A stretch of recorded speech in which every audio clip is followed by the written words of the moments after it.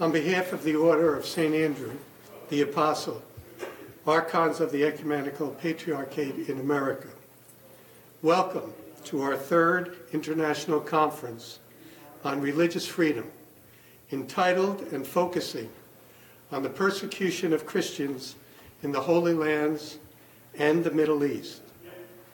This conference follows our conferences on religious freedom in Brussels and Berlin.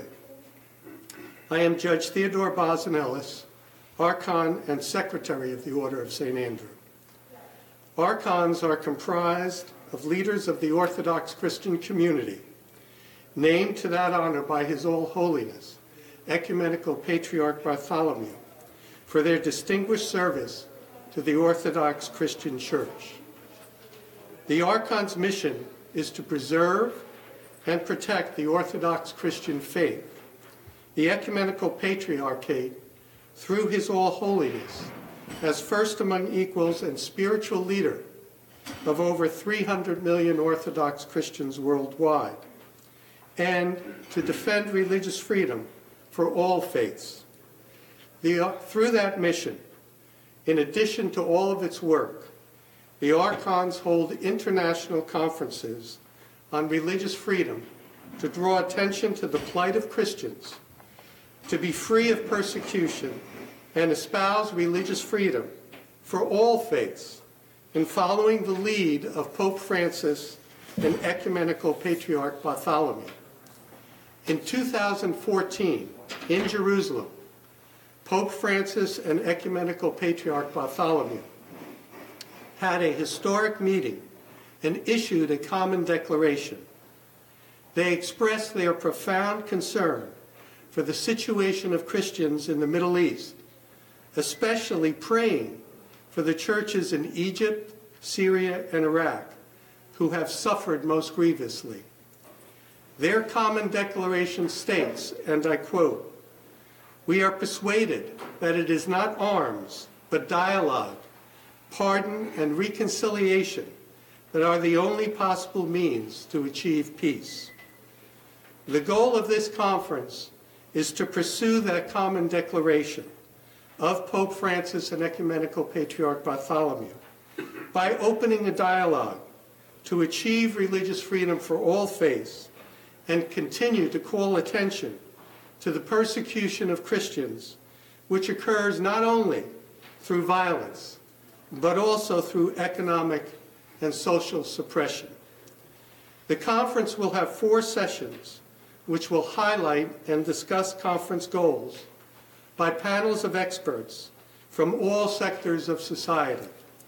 Presentations are on the history of the Christian Church, the persecution of Christians and possible solutions, freedoms of religion and the press, and sacred sites and property rights. I'm now going to introduce for you all of our panelists, who will then be called up individually to address you. We have with us His Eminence Archbishop Angelos, Papal Legate for the United Kingdom, the Coptic Orthodox Church. His Eminence Archbishop Kowak, Archbishop and Patriarchal Vicar, the Syriac Orthodox Archdiocese of the Eastern United States. Johnny Messo, President of the World Council of Aramaean Syriacs. Ambassador Patrick Theos, U.S. Representative of the Patriarchate of Jerusalem. Ӓννης Κουλούρη, Communications Advisor, Patriarch of Jerusalem. Dr. Russell Rook, Advisor to His Beatitude Patriarch Theophilus of Jerusalem. And Elizabeth Bedromou, Tufts University Fletcher School for Law and Diplomacy, Visiting Associate Professor of Conflict Resolution. It's now my honor to call to the podium His Eminence Archbishop Angelos for a few remarks.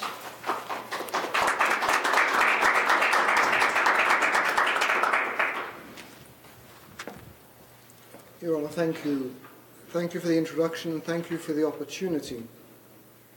It is indeed a blessing that we gather, but it would be better that we had nothing to gather for. The fact that we come together and the fact that we stand together and we speak together is in itself part of our calling as Christians. And not only for Christians, but for the whole world. For the love of God, His creation of us in His image and His likeness, His gift of freedom, and His allowance of us to make our own decisions to follow Him or indeed to reject Him, are the core purposes of our mission as Christians, and to be able to make sure that that is afforded to all. We see this spirit over the past months between His All Holiness the Patriarch of Constantinople, His Holiness Pope Tewodros of Alexandria, His Holiness Pope Francis, His Grace the Archbishop of Canterbury, and many of our church leaders who actually are standing together and presenting a vision of leadership that allows us all to come and stand together today. We're meeting at a time where there are figures of approximately 200 million Christians around the world experiencing persecution. Some would have that estimated much higher.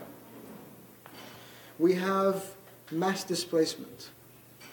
We have millions denied their right not only to practice their faith, but tragically to live at all, because their life is seen as dispensable by those with whom they differ.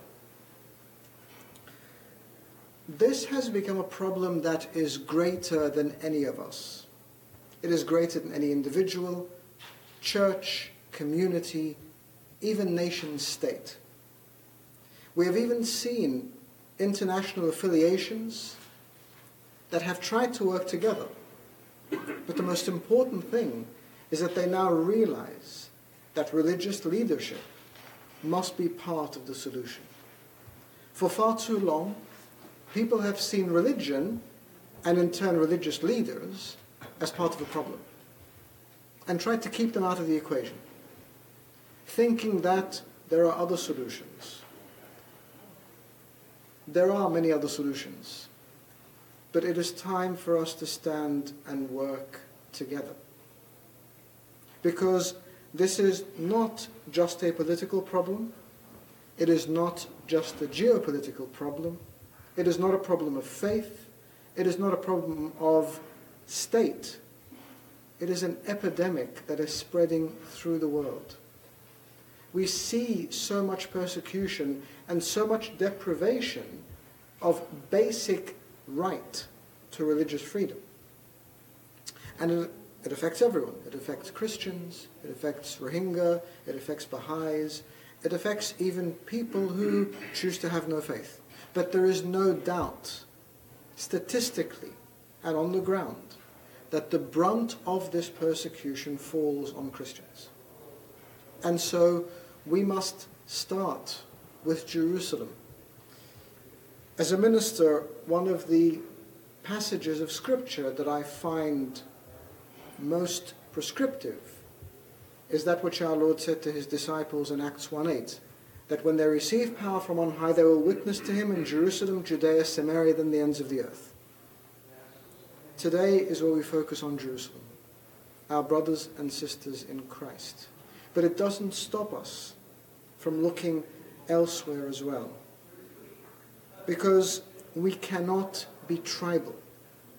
That would be the most unchristian thing to do.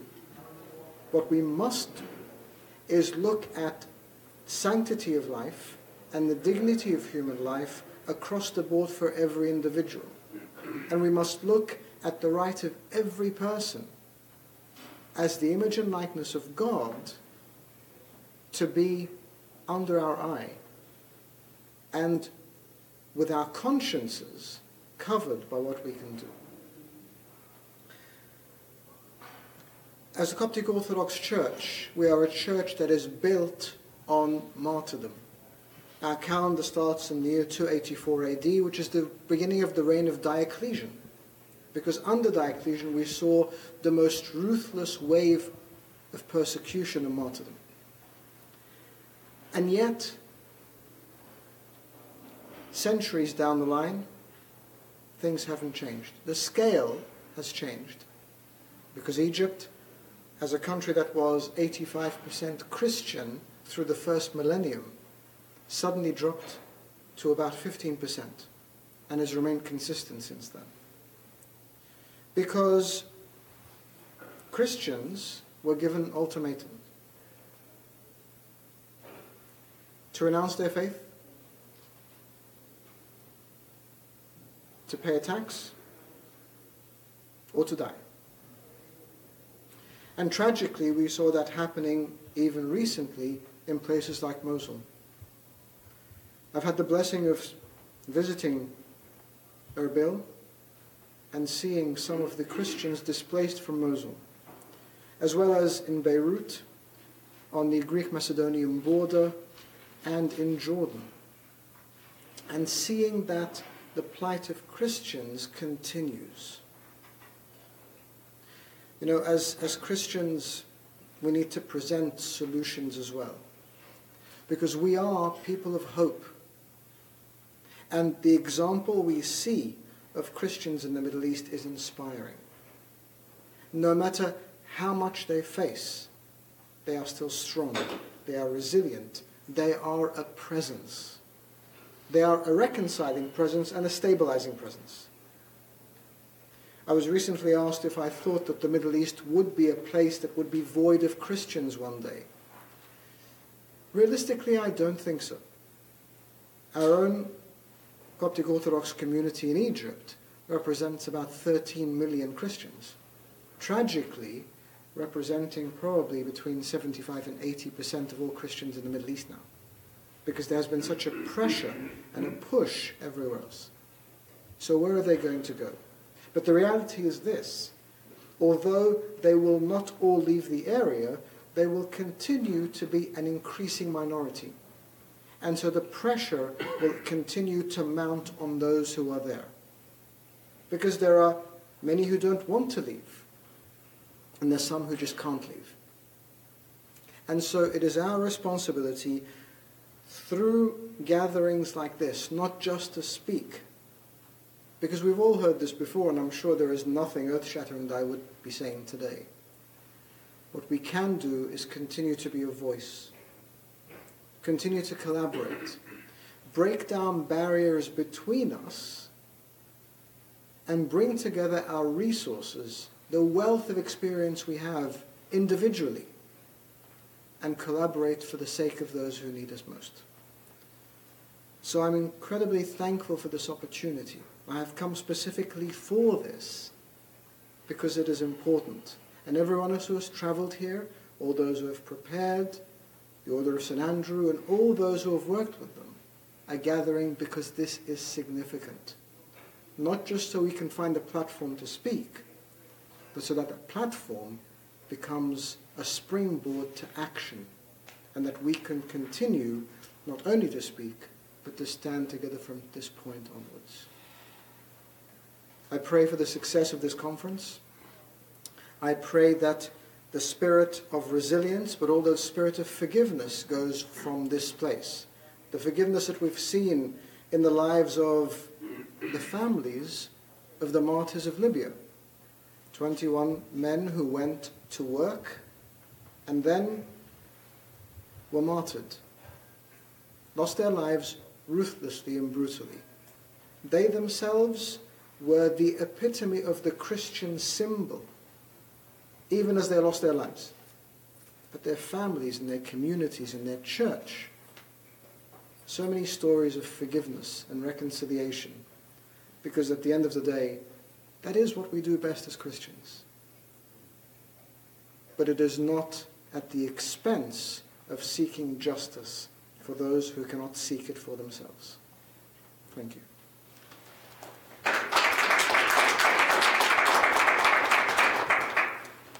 Thank you, Your Eminence, for those remarks, which are both important and educational. I want to call to the podium now and His Eminence Archbishop Kowak. We will have questions and answers for all speakers at the end of all the presentations. So I'll now call to the podium Archbishop Kowak. Thank you. Thank you for the invitation. I'm Archbishop Jean Kowak. Before to be here in America as the Syriac Orthodox Archbishop, I spent 4 years during the Syrian crisis. So I know very well how it is the situation there and how was it before I come here. As you may know, this meeting and this gathering is very important to raise awareness about the persecuted Christian. But it's very important to find a solution. I know we might not have a solution by the end of this gathering, but it's very important to continue working for this. The Christian in the Middle East, the number of the Christian is really decreasing, and I'm talking about Syria because I know it the better.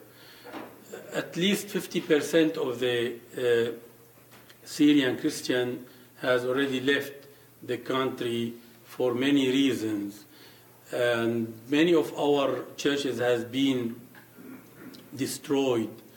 Many of the Christian villages has been invaded, and we lost a big number of our faithful in Syria.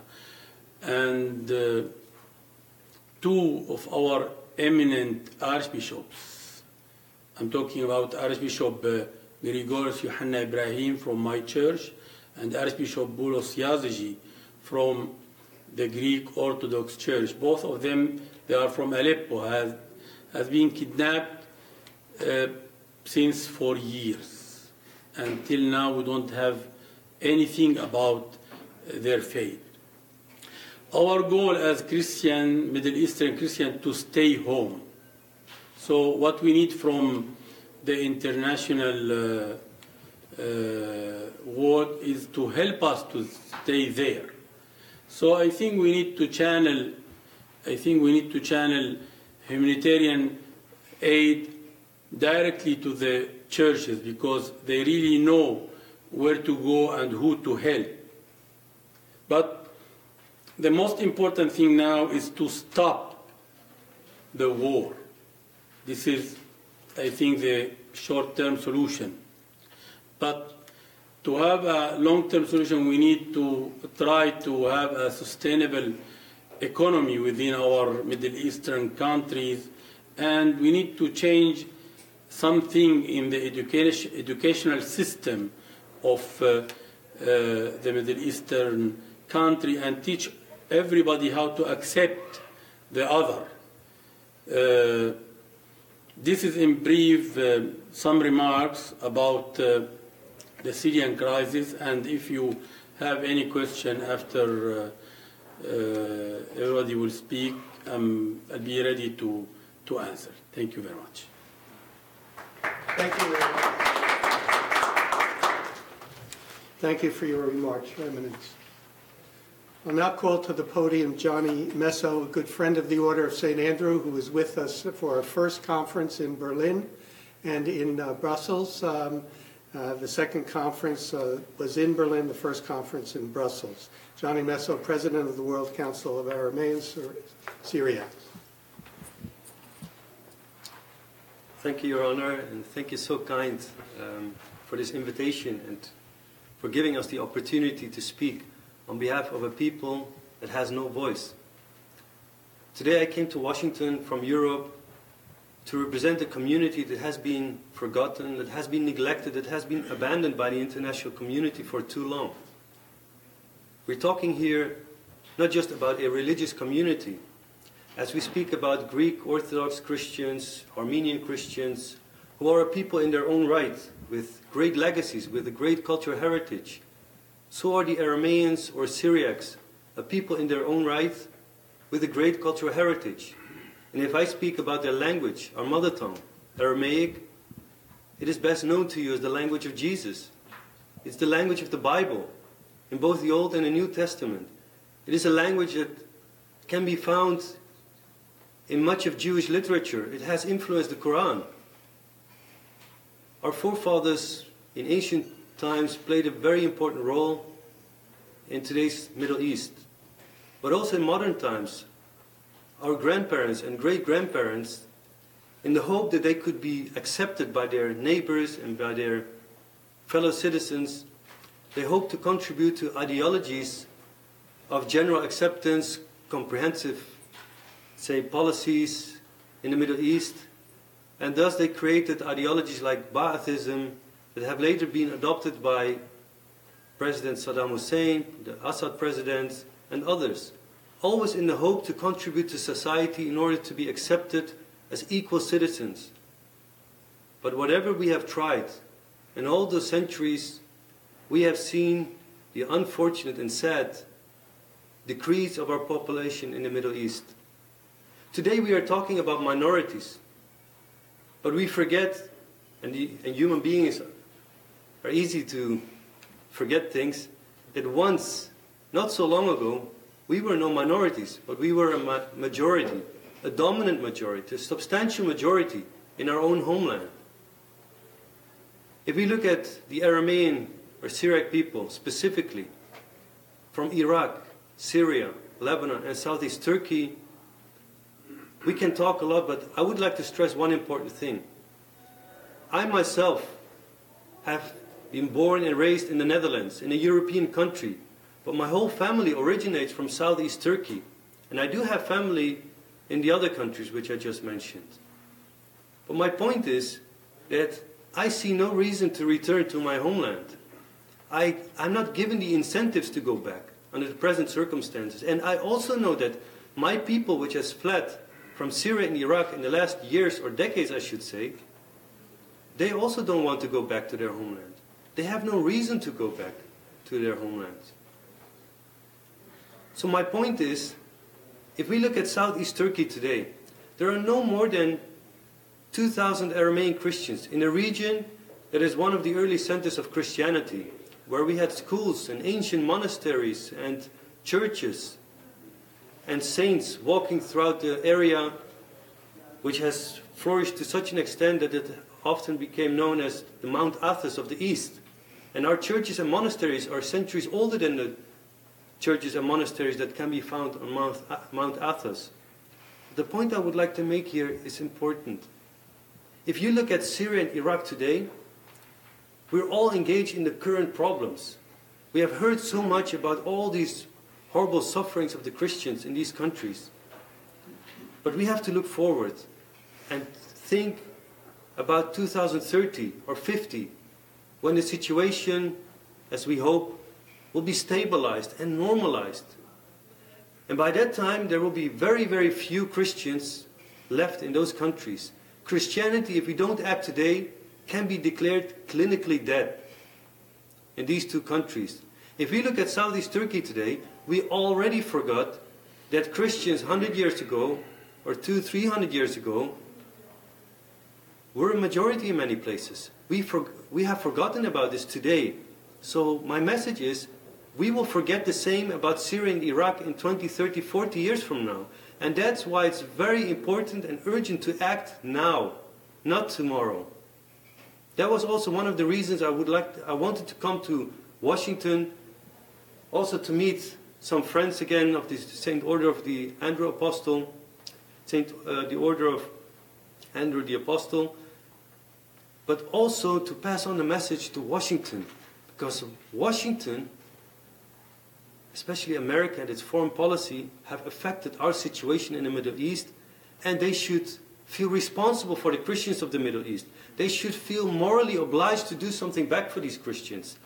In Syria, in Iraq, in Lebanon, where the situation is boiling again, and where if another conflict starts, you will see that the Christians who make up, say, 35 to 40% of the population there today may diminish to maybe 10 or 5% in 20, 30 years from now, if another conflict starts in the region, which seems to be likely in the coming years. So we have to act now. And the message to Washington is, consider the Christians in your foreign policy. Consider the Christians as a reliable partner in the region for, say, democracy or the secularization of the region, or peace and stability. The Christians have always been, since day one, ambassadors of peace. And that's what they will continue to be in the coming years. So the message is especially one of urgency. Let's not talk anymore. Let's act. Let's stand up and speak out against what's going on in the Middle East. Final word about something hopeful that I've been witnessing in Washington recently is a recent speech by the Vice President Mike Pence. When he spoke recently at a conference and said that the United Nations is not doing enough for the Christians, he is right. We, as the World Council of Arameans Syriacs, we are a United Nations accredited NGO. We have appealed numerous times to the Security Council, to the Human Rights Council, to UN member states, and to the Commission of Inquiry on Syria. We have always witnessed that they are not interested in hearing our story. That's why we were pleased, and we took courage. We took courage from the words of the Vice President when he said, we will help the Christians from now on, not through the United Nations alone or anymore, but directly. As the United States of America, we will support the Christians. The Christians, we should not forget, have also a powerful presence in the diaspora. We should help the Christians in the diaspora, first of all, to empower their organizations so that they can continue to document and publish all these human rights abuses in the Middle East. And there are many, there are abundant human rights abuses in Turkey, Southeast Turkey, Syria and Iraq. But also, we should not forget to help them preserve their ancient cultural heritage. The language of Jesus, but also many other parts of their ancient cultural heritage. I wish the conference organizers much luck in the coming days, and again it's a great honor to be here, and I hope that we will exchange thoughts about finding a solution or finding solutions to empowering the Christian groups, because there is no quick fix to this entire situation. But what we can do is we can help them in small ways and at least regain their trust and give them their hope back. Thank you very much. And if there is any questions, we can talk about it later. Thank you. Thank you, Johnny Messa. Thank you for your remarks and your passion. I now want to introduce to you one of the most important voices in religious freedom, has been for many years, Ambassador Patrick Theodos, the U.S. representative of the Patriarchate of Jerusalem. Ambassador? Thank you, Judge. Your Eminence, Your Grace, all of you, thank you so much for the opportunity. We're slightly overwhelming you with the Patriarchate of Jerusalem today. I think we're tag-teaming you. But it is a long and complex history which is terribly important for what is happening today. I would like to begin by telling you one of my first encounters with the Patriarchate of Jerusalem about 20 years ago. I was translating for a visit by the Dalai Lama to the then Patriarch Theodoros. And the Dalai Lama asked, "Who converted you?" And I turned to the Patriarch, and his response was, "I don't understand the question." And so I explained it a little bit better in Greek, and he said, "Oh, Jesus." But it wasn't an exclamation. It was for real. This is where Christianity began. This is the home of Christianity, and a place from which we have never left. In 600, Jerusalem was taken by the Muslim forces. We continued. We developed a strong relationship with the new governments there. A treaty called the Treaty of Omar dates back to 632, outlining the privileges and the responsibilities of Christians within the Muslim world. We are Orthodox and we're Arameans, we're Copts, we're many different faiths in Jerusalem, but we are all Christians, and we are all inheritors of that single day when Jesus converted the Christians of Jerusalem. Today, we face a new and somewhat unique situation. And I need to go back a little bit in history. In the middle of the 1700s, a status quo was established by the Ottoman Empire.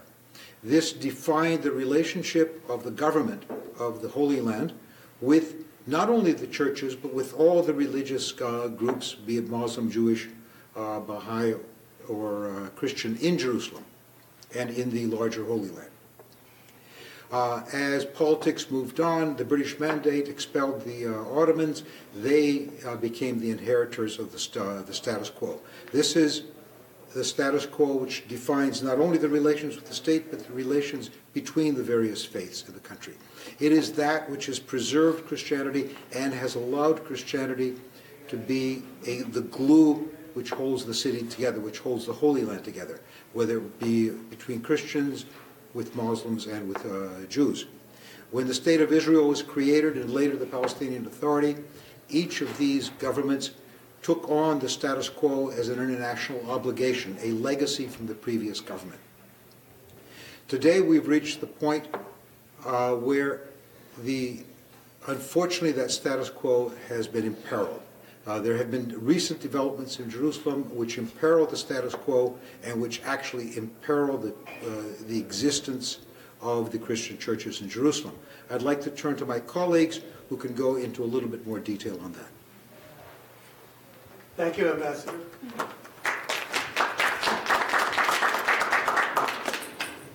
We are very pleased to have with us Ӓννη Κουλούρη, who is the Communications Advisor for the Patriarchate of Jerusalem. Ms. Koulouris? Good evening. Thank you, everyone. In continuation of Mr. Theros' remarks, I would like to bring to your attention something happening today that is very worrying in Jerusalem. In just recent years, we've seen an increase of violent activity by radical settlers who are seeking to undercut not only the churches, but any non-Jewish presence in Jerusalem or any even Jewish presence that they consider nonconformist. And a few examples of this violent activity, not a day goes by where we don't see our clergy members spit at. We have churches being desecrated. We have cemeteries as well being desecrated. Our seminary school last year was set on fire. It's a boarding school for young high school-aged boys on Mount Zion. But this summer, two very, very worrying developments have arisen, and I would like to just briefly summarize those for you. On July 26, a bill, the so-called Bill of Church Lands, was presented to the Knesset, which basically seeks to severely restrict the rights of churches over their own properties and lands. It's a bill that is unprecedented, and immediately after being proposed, it gained 40 signatures by the Knesset members, which is about 1/3. So whether or not this bill is actually passed, the concept is very worrying, and this is something that we should continue to follow very closely. The second thing that is we're in the appeals process right now, but what happened also in July was that the district court made a ruling against the Patriarchate of Jerusalem, which represents the churches in Jerusalem, the entire Christian presence in Jerusalem. This case is called the Jaffa Gate case, we refer to it as. There are two landmark properties in Jaffa Gate, which is an entryway and the artery into the old city that leads to the headquarters of all of the churches, and right into the Holy Sepulchre Church itself, which is only meters away. Now, what will happen if this ruling is not appealed? The ruling was made in favor of these radical settlers to which I'm referring. And now the case we proved over 10 years was an unauthorized deal that was made by an employee of the Patriarchate who did not have the proper authority to make such a deal. We proved that there was bribery, we proved that there was bad faith, conspiracy, and that the Patriarchate had no idea that this unauthorized deal had ever been made. The properties will be turned over to these radical settlers if the appeals case is not won. Now, what this means in general is that we're in danger right now of the entire Christian character of the Old City being changed permanently. This case is the beginning of something very, very worrying. With the types of tactics that we're seeing from these groups, if they take over these properties and are using violent tactics to remove the tenants, we're going to see a change in the Christian quarter, and we're going to see further pressure for the Christian presence to be removed. So as we enter into this appeals process, we ask for your attention, and we hope that for the sake of the peace and the status quo of Jerusalem, that this can be properly resolved. Thank you.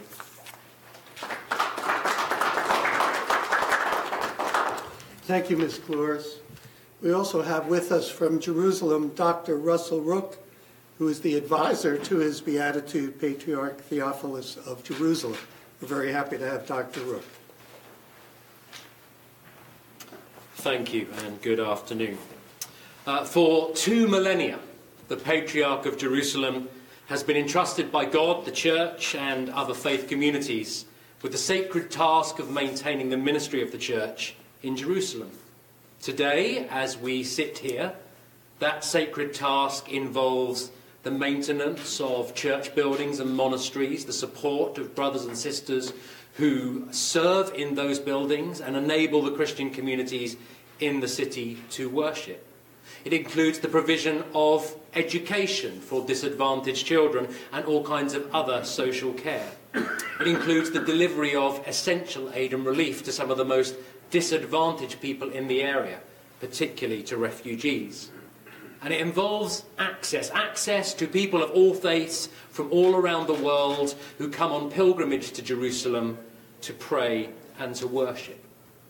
The only income which the Patriarchate has to fulfill this sacred task is provided by its properties. And to this end, it is vital that if the Patriarch is going to continue to carry out this sacred work of preserving the church ministry in Jerusalem, that the Patriarchate is able to deal freely with its lands and properties. Over the last centuries, as Patrick has just shared, the Patriarchate of Jerusalem has fulfilled a vital role in preserving the status quo. And that has made it possible, at a time when there has been many problems, and as we have heard already, much persecution throughout the Middle East, for people in Jerusalem of all faiths and none to live and thrive together. In these challenging times, it is not only important for Jerusalem that these issues be addressed, but for the whole world.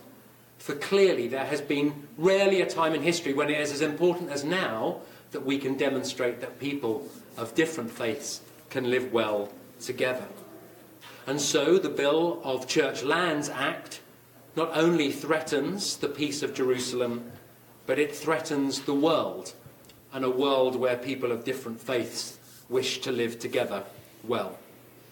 As Archbishop Angelos shared earlier, political leaders alone cannot bring peace to Jerusalem. For peace to happen in Jerusalem, it demands a leap of faith and leadership from faith leaders. And so we are here at this conference because we are part of a team led by the Patriarch of Jerusalem himself, who is gathering religious leaders from across the world and calling us to stand together and to do what the Bible asks us to do, to pray for the peace of Jerusalem and to stand together so that the status quo can be maintained and this city can be a place where Christians live at peace with people of other religions and demonstrate that peace is possible with people of every faith. Thank you. Thank you, Dr. Rook, for your remarks. I now wish to introduce to you Professor Prodromou, who is a good friend of the Order of St. Andrew, has worked with us for many years, has been an important voice for religious freedom, educating both the Order and all of us with respect to these issues. She is visiting professor from Tufts University, Professor Prodromou.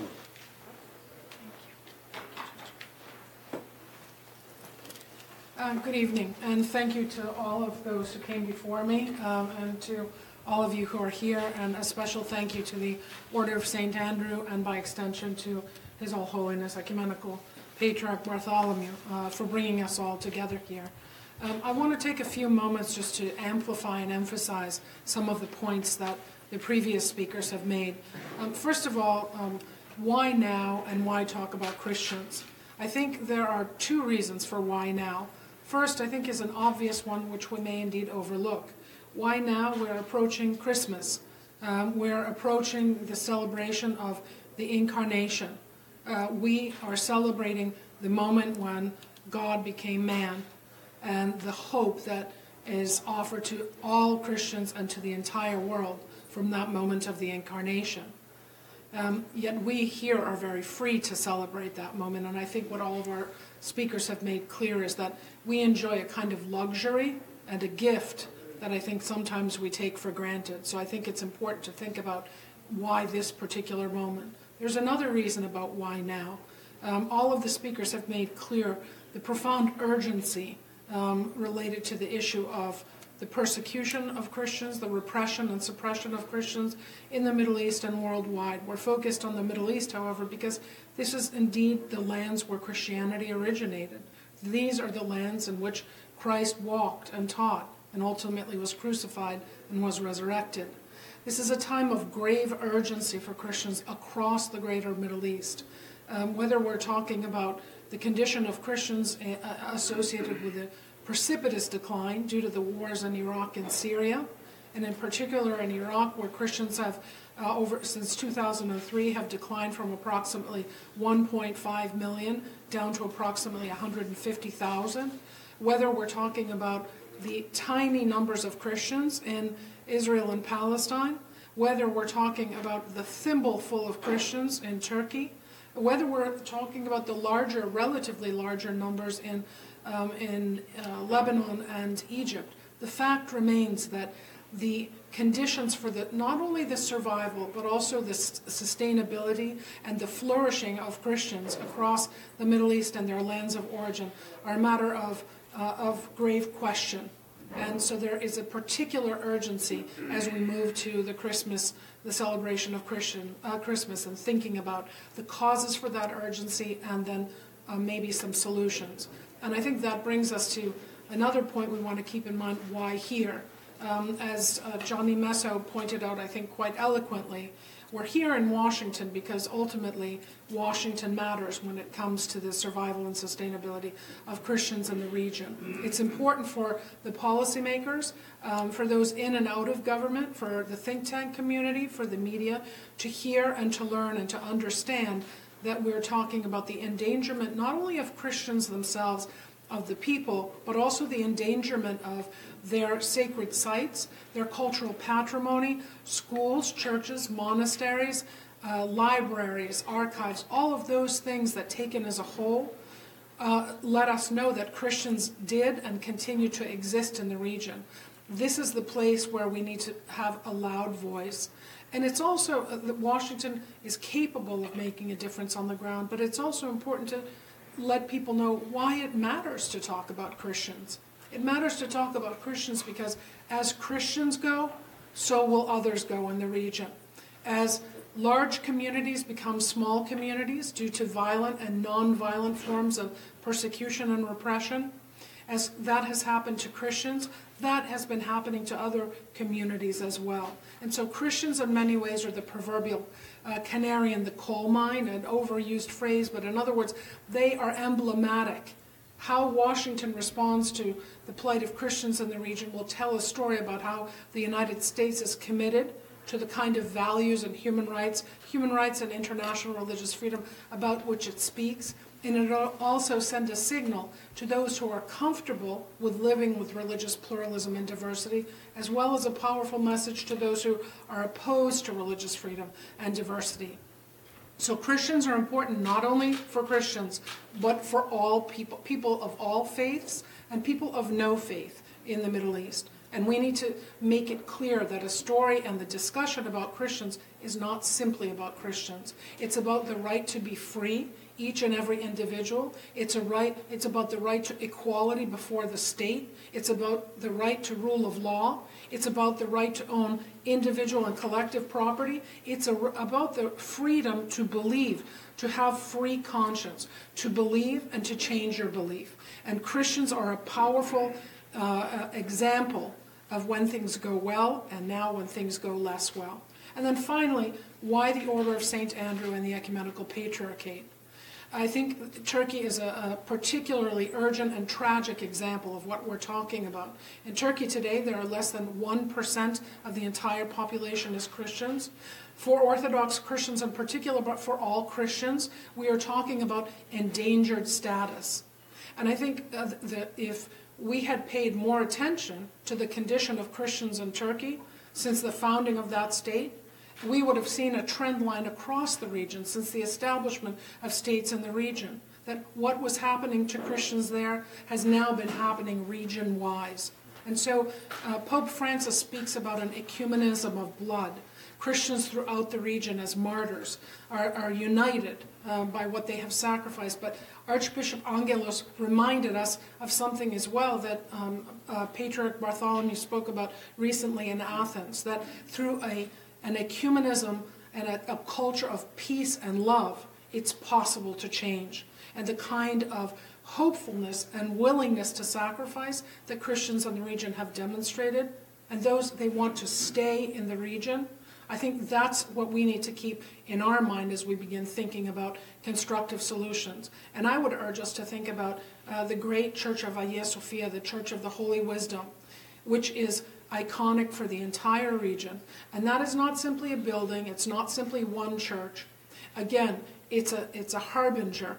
If Hagia Sophia is converted into a functioning mosque rather than remaining either as it was, a museum, or becoming a church as it was intended, as it was built, that will, again, send a signal about how Christians from Egypt to Israel, from Lebanon to Turkey, from Syria to Iraq will fare in the region. And we all need to pay attention to the details and to the broader signals, because as it goes for Christians, it will go for believers of all traditions across the region. So thank you for bringing us together, and thank you for allowing us the opportunity to know each other and to work together and to give voice to what is happening on the ground. Thank you. Thank you, Professor Perdomo. You can see through the speakers that we've heard today what this conference is going to be all about in terms of religious freedom. It's an important conference. We thank all of our speakers for being here and participating. That concludes our remarks for today. If there's any questions and answers, we can take those now. Otherwise, I hope to see you all at the conference and to report on everything that you've heard today. Thank you.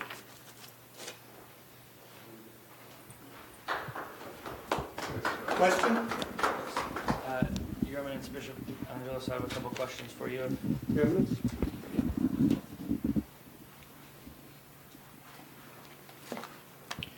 It's a two-part question. The first is, would you classify the persecution of Christians as a genocide?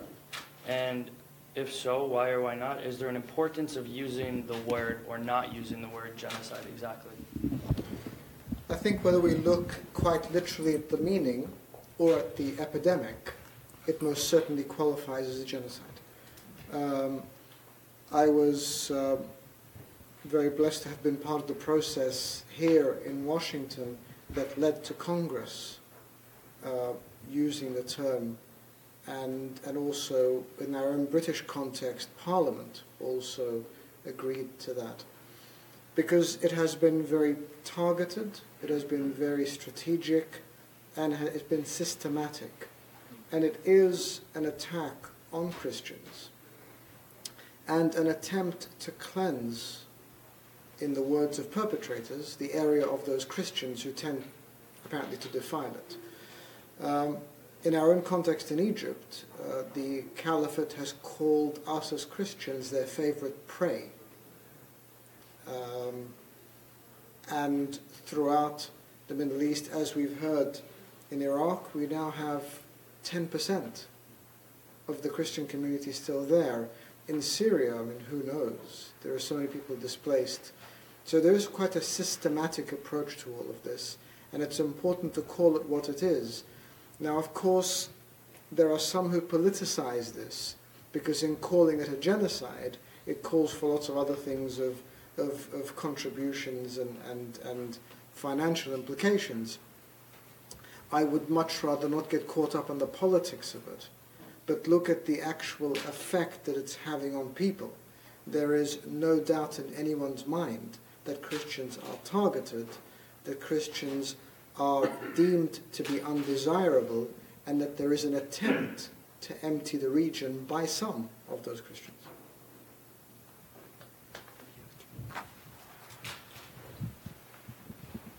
Are there any other questions? Yes. I think we deeply appreciate what you have all said, especially because we're not only talking about some of our people and our faith traditions, but the birthplace of emphasized by all of you is that we're here because in Washington there are policymakers that can make an impact. One of the things, the first thing that groups learn, especially ethnic groups learn, speaking in Washington, is that you have to frame it in terms of American interests. And you will be able to connect with people who are concerned about the plight of Christianity in the Middle East. But you will also connect, and I hope we will hear in the next few days, emphasis on how some of the points that were made today, that we're not only talking about freedom from persecution of Christians in general in our tradition. We're not only talking about religious freedom. We're talking about fighting for freedom in general and diversity. And that is an American interest that we have been fighting for, the hope for the progress we've made in the Middle East. And I think that's exactly where the points that have been made will ring very powerfully when we say it begins with the Christians, but it will continue with other groups if we don't stand up for them and support their freedom. And I think you'll be able to make a strong point to policymakers here when they realize that it's in America's interests and the world's interests, and I think Islam's interests, for moderate Islamic voices to be able to be heard, and for other voices in the Middle East. And if it's safe for Christians to speak out and express their faith and their ideas, it will be more safe for those moderate Muslims there that hopefully will make the Middle East a better place for all of its citizens. And I think these are points that will resonate with policymakers here, and I'd like to perhaps hear from that as well.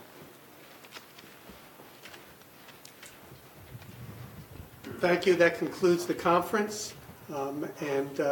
Again, thank you to all of our speakers.